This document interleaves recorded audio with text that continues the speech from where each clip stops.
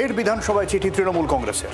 বিধানসভার ইতিহাস মনে করিয়ে দিয়ে শোভনদেব চট্টোপাধ্যায়কেই ফের বিরোধী দলনেতার চেয়ে চিঠি দিলেন অভিষেক বন্দ্যোপাধ্যায়। কিন্তু প্রশ্ন হচ্ছে, অভিষেক বন্দ্যোপাধ্যায়ের এই দ্বিতীয় চিঠি কি কাজে দেবে?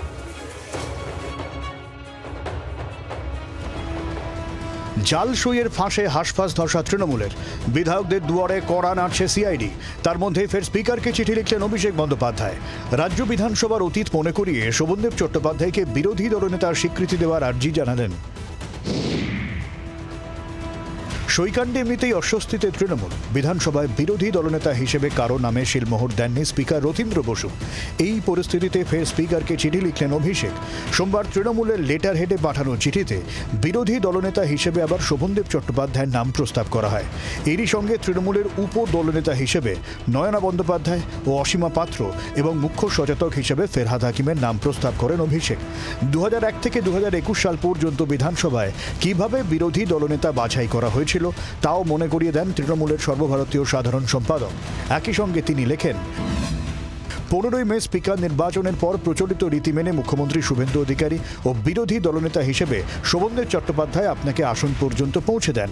এরপর ভাষণের সময় আপনি শোভনদেব বাবুকে তৃণমূলের বিরোধী দলনেতা হিসেবে বক্তব্য রাখতে আহ্বান জানান। ফলে কার্যত তখনই আপনি তাকে বিরোধী দলনেতা হিসেবে স্বীকৃতি দিয়েছিলেন। জাল সই কাণ্ড নিয়ে প্রথম তৃণমূলের ভেতর থেকেই আওয়াজ ওঠে।